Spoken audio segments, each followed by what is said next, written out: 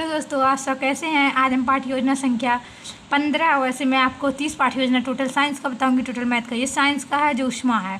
पहले आप महाविद्यालय का नाम लिखते हैं, आप जिस कॉलेज में पढ़ते हैं उस कॉलेज का नाम लिखेंगे। फिर एक कॉलम बनाएंगे, जिस कक्षा को पढ़ाने जा रहे हो कक्षा लिखेंगे, दिनांक लिखेंगे, विषय लिखेंगे, अवधि लिखेंगे, कालांश लिखेंगे। कालांश मतलब होता है कौन सा बैच चल रहा है, अवधि मतलब होता है समय, उसका दिनांक मतलब डेट होता है, कक्षा मतलब क्लास होता है, विषय मतलब कौन सा सब्जेक्ट है। उसके बाद प्रकरण टॉपिक, प्रकरण मतलब होता है टॉपिक, कौन सा टॉपिक आज पढ़ाने वाले हैं। जैसे हीट उष्मा पढ़ाने वाले तो आज उष्मा लिखेंगे। इसके बाद आता है सामान्य उद्देश्य। सामान्य उद्देश्य लिखेंगे। सामान्य उद्देश्य हर टॉपिक का अगर साइंस का एक बना दिए तो वही सामान्य उद्देश्य रहता है। आप ध्यान से देख लीजिए, आपको ऐसे ही लिखना रहता है। छात्रों में विचार शक्ति को विकास करना, छात्रों में विज्ञान के प्रति रुचि उत्पन्न करना, छात्रों में वैज्ञानिक दृष्टिकोण उत्पन्न करना, छात्रों में क्रमबद्ध पूर्वक एवं विधिवत रूप से कार्य करने की आदत निर्माण करना। फिर आता है विशेष उद्देश्य। उसके बाद फिर इधर आइए, उसके बाद देखिए विशेष उद्देश्य में क्या होता है। ज्ञानात्मक होता है, ज्ञानात्मक, बोधात्मक, क्रियात्मक होता है। ठीक है, ज्ञानात्मक में क्या होता है, छात्र उष्मा का प्रत्यास्मरण कर सकेगा। ज्ञानात्मक मतलब विद्यार्थी ज्ञान पाएगा। बोधात्मक मतलब उसके बारे में जान सकेगा, अंतर कर सकेगा। और उसके बाद क्रियात्मक में क्या होता है, वो फ्यूचर में प्रयोग कर सकेगा। आप एक बार देख लीजिए, आप ऐसे लिखने की कोशिश किया करिए। ज्ञानात्मक होता है, विशेष उद्देश्य में ज्ञानात्मक होता है, बोधात्मक होता है, क्रियात्मक होता है।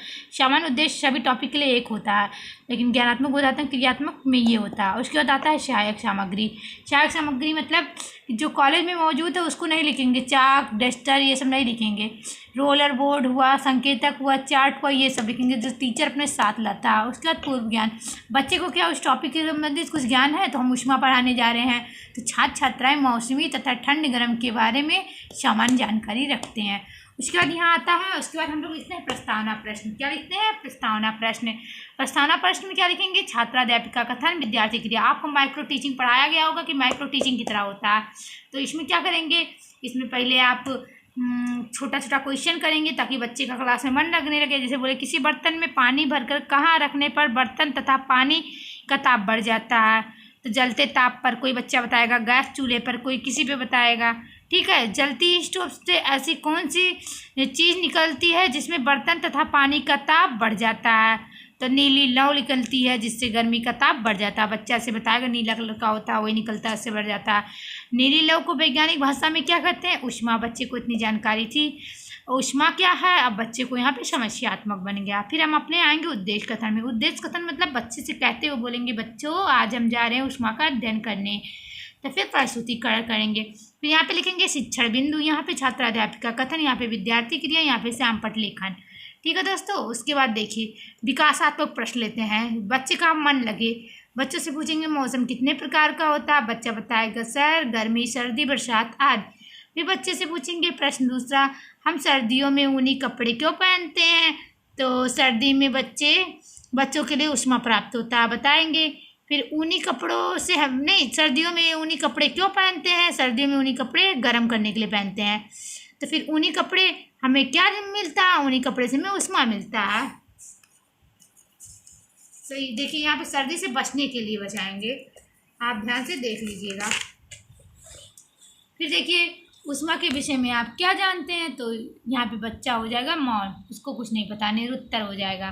फिर यहाँ पे हम स्पष्टीकरण देंगे। आप देख लीजिए, उष्मा या उष्मा ऊर्जा उष्मा का एक रूप है जो ताप के कारण होता है ऊर्जा के अन्य ऊर्जा की। आप यहाँ ध्यान से देखते जाइए, आप पॉज करके लिख लीजिएगा, आप देखते जाइए। अब इस साइड में क्या होगा, विद्यार्थी ध्यानपूर्वक सुनेगा। इस साइड में क्या होगा, आपको एक काला पेपर या नीला पेपर लेना होगा, इसमें से कुछ टॉपिक उठा के लिख देंगे तो आपकी कॉपी और खूबसूरत लगेगी ब्लैक बोर्ड कार्ड में। तो आप ऐसा कोशिश कीजिएगा, यहाँ पे थोड़ा सा चार्ट पेपर चिपका के कुछ थोड़ा सा उष्मा के बारे में लिख दीजिएगा। यहीं से उठाइएगा एक दो टॉपिक, यहीं पे लिख दीजिएगा, आपकी कॉपी बहुत अच्छी लगेगी। फिर देखिए, फिर नेक्स्ट आएंगे, फिर हम विकासात्मक प्रश्न करेंगे जब नया टॉपिक पढ़ाना होगा। पहला शिक्षण बिंदु देखिए, यहाँ पे पढ़ा दिए, शिक्षण बिंदु डाल दिए तो उष्मा पढ़ाए हैं, तो यहाँ पे फर्स्ट डाल देंगे उष्मा पढ़ा चुके हैं। फिर इधर आएंगे तो शिक्षण बिंदु लिखेंगे, छात्राध्यापिका कथन लिखेंगे, विद्यार्थी क्रिया लिखेंगे, श्यामपट्ट लेखन लिखेंगे। तो फिर हम विकासात्मक प्रश्न करेंगे, नॉट ये पहले बोधात्मक करेंगे। यहाँ पे जो पढ़ाए हैं उसको क्वेश्चन पहले पूछेंगे, इसमें से जो पढ़ाए हैं क्वेश्चन पूछना जरूरी है ना। तो फिर इधर हम क्वेश्चन करेंगे, तो इसमें से जो पढ़ाया है वो बताएगा बच्चा उष्मा किसका रूप है, उसमें ऊर्जा का उष्मा किस प्रकार निर्भर करता है, उस पर ताप पर निर्भर करता है। फिर हम विकासात्मक करेंगे, नया टॉपिक जब पढ़ाएंगे जब लोहे को एक छोर से गर्म किया जाता है तो दूसरा छोर क्या होगा, तो बच्चा बताएगा दूसरा छोर भी गर्म हो जाता है। ऊष्मा का एक स्थान से दूसरे स्थान तक जाने को क्या कहते हैं, तो बच्चा बताएगा स्थानांतरण। ऊष्मा के स्थानांतरण की विधियाँ बताइए, बच्चा नहीं बता पाएगा, तो फिर यहाँ पे टीचर अपना स्पष्टीकरण देगा। ऊष्मा स्थानांतरण क्या है, तो ऊष्मा स्थानांतरण की 3 विधियाँ हैं, चालन, संवहन, विकिरण। अब चालन के बारे में बच्चे को बताएंगे आप ध्यान से देख लीजिए, क्योंकि आप ध्यान से देख के पॉज करके लिखेंगे तब ज़्यादा समझ में आएगा, वैसे हम बोलेंगे तो आपको थोड़ा प्रॉब्लम होगा। फिर यहाँ पे देखिए चालन के बारे में बच्चा जान गया, उसके बाद जितना चालन के बारे में जान जाएगा उसके बाद बोधात्मक प्रश्न करेंगे। आप ध्यान से एक बार देख लीजिए, ऊपर आप थोड़ा थोड़ा देखिए, देखते जाइए, आप पॉज करके लिखिएगा। चालन के बारे में पॉज करके लिखिएगा। फिर इसमें से क्वेश्चन करेंगे, इसे बोलेंगे बोधात्मक प्रश्न।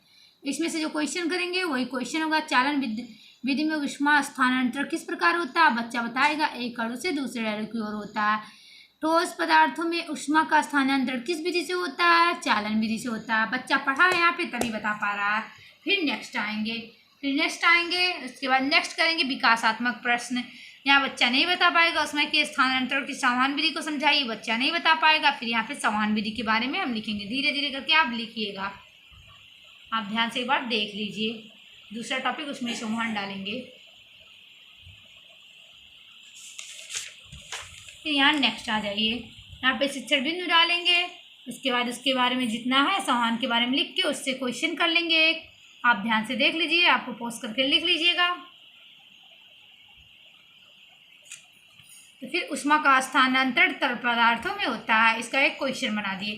फिर यहाँ पे आती है पुनरावृत्ति प्रश्न। पुनरावृत्ति प्रश्न मतलब होता है कक्ष कार्य मतलब होता है क्लास वर्क, यानी कि जो बच्चे से आप जो टॉपिक पढ़ाएं उस बिंदु से 1-2 क्वेश्चन करना चाहिए। तो 1-2 क्वेश्चन आपने कर लिया, फिर बच्चे ने बता दिया, फिर आप गृह कार्य देंगे बच्चों को। गृह कार्य का मतलब होमवर्क होता है। तो उस स्थानांतरण की एक विधि को वर्णन कीजिए, तो फिर होमवर्क हो जाएगा। थैंक यू, आपका एक लेसन प्लानिंग खत्म हो गया। आप अच्छे से देख के कॉपी करके भी लिख सकते हैं, आप वैसे भी चाहे तो लिख सकते हैं।